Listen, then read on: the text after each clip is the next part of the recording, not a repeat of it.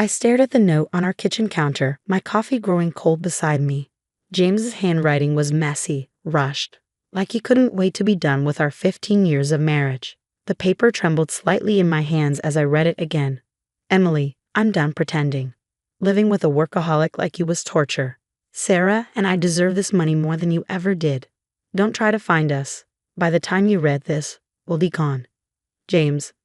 My name is Emily Chen, and at 42, I just discovered my husband had emptied our joint accounts and run off with his 26-year-old assistant.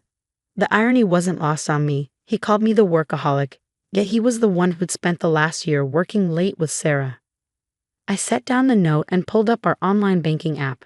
Just as his letter promised, our accounts were drained. 15 years of shared savings, $2 million that we built together, gone in a single transaction. The corner of my mouth twitched up into a small smile. Poor James. He really thought he'd won. What he didn't know, what he'd never bothered to ask about during our marriage, was that I hadn't trusted him for years. As the CFO of one of Seattle's fastest-growing tech companies, I knew better than to keep all my assets in one place. Especially after I caught him Googling how to hide money from your spouse 3 years ago. I pulled out my phone and dialed Grace, my best friend and the only person who knew the full extent of my preparations. He finally did it, I said when she answered. The accounts? She asked, her voice sharp with concern. Cleared out, every penny. He left a charming note about how he and Sarah deserve it more than I do. Grace was quiet for a moment. How much did he actually get? $2 million from our joint accounts. He has no idea about the other $5 million I've got tucked away, or the fact that I've been documenting his affair for the last 8 months. Another pause. Please tell me you're going to destroy him. I walked to our home office, my home office now, and sat down at my desk, opening my laptop. Oh, I'm going to do more than that. I'm going to let him think he's won first. Let him and Sarah burn through that money, thinking they're living the high life. Then, when they least expect it. You're scary sometimes, you know that.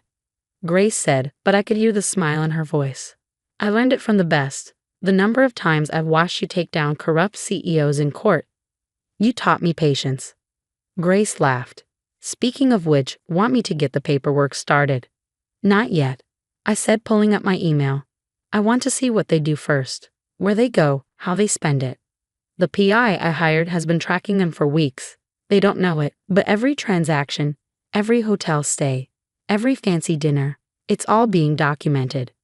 I clicked through the latest surveillance photos. James and Sarah at the airport yesterday, him in his expensive suit, her hanging on his arm. They looked so pleased with themselves, so certain they'd pulled off the perfect escape. You know what the funny thing is? I continued, studying the images. If he'd just asked for a divorce like a normal person, I would have given him a fair settlement. But he had to play games, had to try to hurt me. Men like James don't know how to handle women with power, Grace said. It threatens them, makes them do stupid things. She wasn't wrong. Throughout our marriage, James had become increasingly resentful of my success. While I was being promoted, earning bonuses, and making smart investments, his real estate business had stagnated. He blamed the market, his competitors, even me, claiming my long hours made it impossible for him to focus on work. The truth was, he'd grown lazy, coasting on my income while putting minimal effort into his own career. Sarah, with her adoring eyes and constant praise, must have been a balm to his wounded ego. Their flight landed in Bali an hour ago, I said, checking the PI's latest report. First-class tickets, naturally. They've booked the presidential suite at the Four Seasons for a month. Seems they're planning quite the extended honeymoon with my money. Your joint money, Grace corrected. Money he had a legal right to, as much as it pains me to say it. But the hidden accounts are all in my name only, carefully documented as separate property. I know, Grace. I've been preparing for this day for 3 years, ever since I found those Google searches. I just didn't expect him to be so blatant about it. I stood up and walked to the window, looking out at the Seattle skyline. The view from our penthouse apartment was spectacular, especially at sunset. Another asset James didn't know about, I bought this place 2 years ago through my LLC, letting him believe we were still renting. How long are you going to let them play their game? Grace asked. Long enough for them to get comfortable, to think they've gotten away with it. I want them to spend that money, Grace. every penny of it. Because when I finally do strike, I want them to have nothing left to fall back on. I heard Grace shuffling papers on her end of the line. Well, when you're ready, I've got a whole team of lawyers just waiting to rain hell on them. You know how much we love taking down entitled men who think they can steal from strong women. I smiled, thinking about the documentation I collected. The photos of James and Sarah at expensive restaurants, the video of them kissing in his office, the records of their hotel stays. All of it meticulously organized and dated. The evidence of their affair was just the beginning. I also had proof of James' attempts to hide assets, his business trips that were actually vacations with Sarah, even recordings of him bragging to his friends about how he was planning to leave me. I appreciate that, Grace. But for now, let's just watch and wait. I want to see how this plays out. After hanging up, I went through my normal morning routine. Shower, dress in one of my perfectly tailored suits, apply my makeup with precision. To anyone looking at me, it would seem like just another day. They wouldn't see the rage simmering beneath my calm exterior, the calculations running through my mind. As I was getting ready to leave for work, my phone buzzed with a text from my sister Catherine. Just saw James's Facebook post. It read, "Are you okay?" I pulled up Facebook, curious about what he'd shared. There it was, a photo of him and Sarah on the beach in Bali, her diamond ring prominently displayed. The caption read, "Starting my new life with the love of my life. Sometimes you have to let go of your past to embrace your future." The comments were a mix of congratulations from people who didn't know he was married and confused questions from those who did. I noticed he'd blocked me, but hadn't counted on Catherine being able to see his posts. I texted her back, "I'm better than okay. Call you tonight. I have quite a story to tell you." Driving to work, I thought about the life James thought he was escaping. Yes, I worked long hours. Yes, I was focused on my career. But I had also loved him, supported him, believed in him when no one else would. I'd used my connections to help him build his real estate business, had encouraged him when deals fell through, had been there through every failure and setback. But it had never been enough. He wanted a wife who would dim her own light to make his shine brighter. Instead, he got me, ambitious, successful, unwilling to play small to soothe his ego. At the office, I threw myself into work, reviewing quarterly reports and preparing for board meetings. My assistant, Michael, hovered anxiously by my door. "Mrs. Chen," he said carefully. I couldn't help but notice Mr. Chen's social media posts. "Should I update your contact information?" I looked up at him, appreciating his tactful approach. "Yes, Michael. And please cancel all his access to the building. If anyone asks, you can say we're separated and leave it at that." He nodded, relief evident on his face. "Of course. And I'm sorry.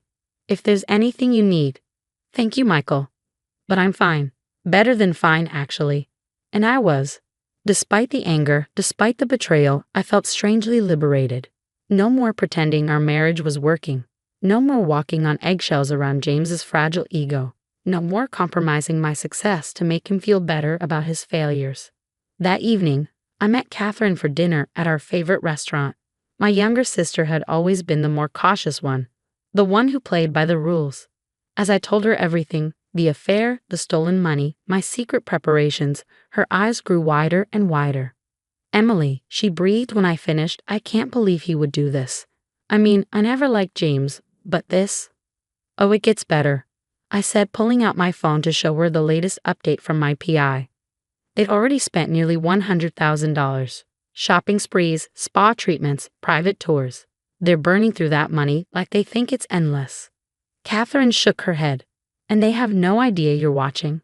"None. They think they're untouchable.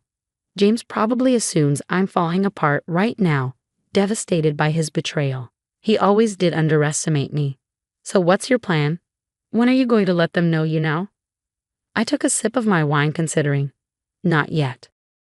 This wasn't just about revenge, though that would certainly be sweet. This was about justice, about showing James and every other man like him that they couldn't just take what they wanted and walk away unscathed. I picked up my phone and opened my banking app, looking at the hidden accounts James knew nothing about. $5 million, carefully saved and invested over the years. Money I'd earned through bonuses, smart investments, and meticulous planning. Money that would ensure I could fight this battle as long as necessary. My phone buzzed with another update from the PI. More photos of James and Sarah, this time at a luxurious beachfront restaurant.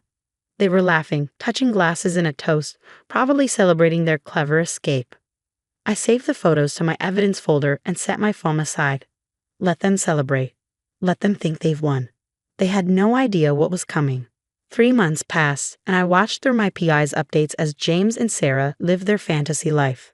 After Bali, they moved on to the Maldives, then to Monaco. Every day brought new charges, designer clothes, Michelin star restaurants, luxury hotels.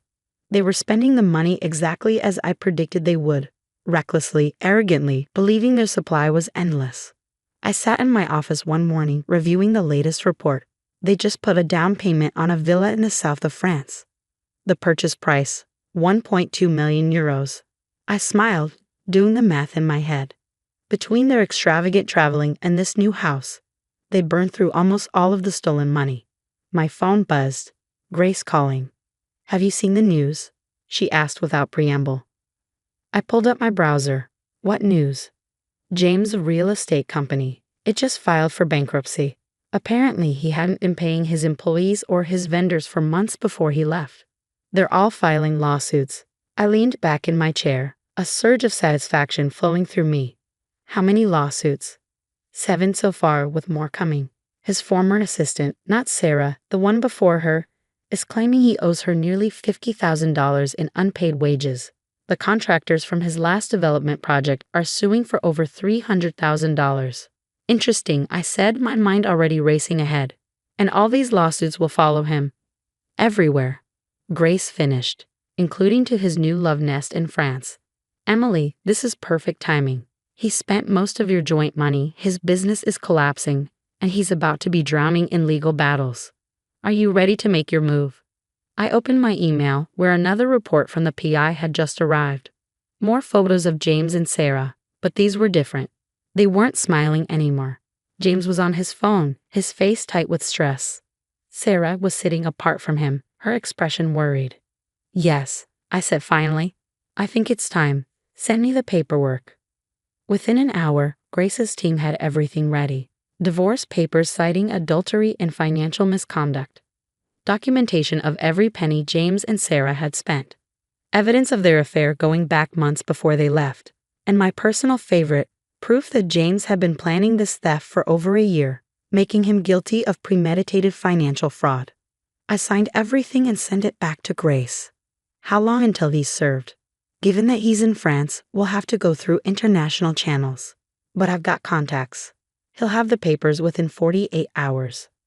I hung up and pulled up my banking app again, looking at my hidden accounts. Unlike James's dwindling funds, my money had grown over the past 3 months thanks to some strategic investments. I hadn't touched a penny of it, living instead on my substantial salary. My intercom buzzed. "Mrs. Chen." Michael's voice came through. "There's a woman here to see you. She says her name is Linda Carter. She's one of Mr. Chen's former clients." I recognized the name immediately. Linda had been trying to build a women's shelter, and James had been handling the real estate deal. Last I'd heard, it had fallen through. "Send her in." Linda walked into my office, looking nervous but determined. "Mrs. Chen, Emily, I'm sorry to bother you at work, but I didn't know where else to go. Your husband, James, he took our deposit for the shelter property. $500,000. The property was never actually for sale. It was all a scam. Those women, they were counting on us." I held up a hand, stopping her. "Linda, sit down. Tell me everything." Over the next hour, Linda laid out the whole story. James had convinced her organization that he had an inside track on a perfect property for their shelter. He'd taken their deposit, strung them along for months, then disappeared. The money that had been raised through years of fundraising, was gone. By the time she finished, I had already made my decision. "Linda, I want you to go back to your board. Tell them the shelter will be built. I'm going to make this right." Her eyes widened. "But how?" "The money." I smiled, thinking about my hidden accounts. Let's just say I have resources James doesn't know about, and I can't think of a better way to use some of it than to help women escape bad situations. After Linda left, I called Grace again. "Add one more thing to the lawsuit. I want James's fraud against the women's shelter included. And Grace, I want it public. I want everyone to know exactly what kind of man James Chen is." "With pleasure," she replied. "The papers are being delivered tomorrow morning, French time. Want me to send you the video?" I laughed. "There's going to be video?" "Of course there is. I hired the most expensive process server in France. Trust me, you're going to want to see this." The next morning, I woke up early, knowing the papers would be delivered to James's villa around 9 a.m. French time. I made my coffee and settled in front of my laptop, where Grace had sent me a link to a live feed. Right on schedule, a well-dressed Frenchman approached the villa's front door. Through the camera, I could see James answer, still in his robe, looking annoyed at the early disturbance. "Monsieur Chen?" the server said formally. "I have documents for you from the United States." I watched James's face change as he realized what was happening. His smug confidence melted into shock, then anger, then fear as he flipped through the papers. Behind him, Sarah appeared, wrapping her designer robe around herself. "What is it?" she asked, peering over his shoulder. It's Emily," James stammered. "She's suing me. She knows everything." The process server cleared his throat. "Monsieur, there are also several other lawsuits included. Your former employees, vendors, and clients have all filed claims against you in the United States." James's face went pale. "What? No, that's impossible." I closed the business. "The claims predate your departure, monsieur. And as these are international financial crimes, they will be pursued here in France as well as in America." I watched Sarah's expression change as she realized what this meant. Their perfect escape, their new life in France, it was all about to come crashing down. "James," she said, her voice shrill. "What's going on?" "What does he mean, international crimes?" But James wasn't listening. He was still staring at the papers, particularly the page detailing my hidden assets. The blood had drained from his face as he realized just how badly he'd miscalculated. The process server gave a small bow. "Bonne journée," he said politely, then turned and walked away, leaving James and Sarah standing in their doorway, their perfect world beginning to crumble. I closed my laptop, feeling a deep sense of satisfaction. Phase 1 was complete. Now came the real battle. Over the next few weeks, James tried everything. He hired expensive lawyers, tried to hide his remaining assets, even attempted to claim that I had tricked him somehow. But Grace's team was ready for all of it. The evidence was overwhelming. Every photo, every receipt, every record of their affair and their subsequent spending spree.